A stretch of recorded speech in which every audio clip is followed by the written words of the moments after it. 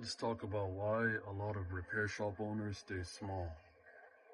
The reason a lot of repair shop owners stay small, specifically electronic repair shop owners, is because they think small. And it's not their fault.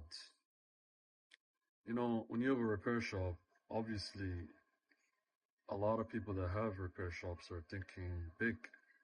But when you get into the daily operations and you gotta answer calls, you gotta handle repairs, you got a bunch of customers, it kind of like takes away from your ambition.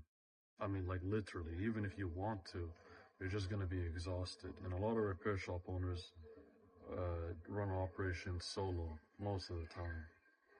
So it's pretty draining.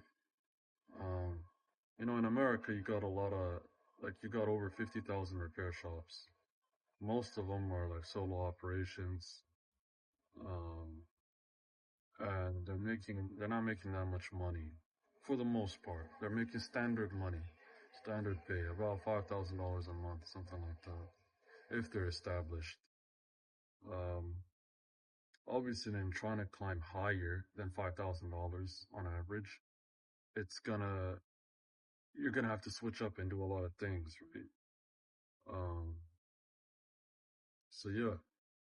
Anyway, I'm just saying that I'm one of those people. I'm a small repair shop owner. I'm a small repair shop owner. I'm stuck. I have ambitions to make more. However, and it's pretty hard. And I guess now I just took the leap and I personally want to make more. And so I'm not going to act like some guru or something. I'm not going to act like I've cracked the code. I'm working on it. Hopefully I will succeed at it.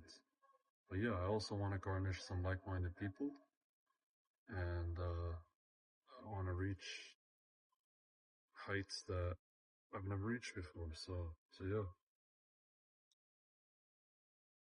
So we'll see.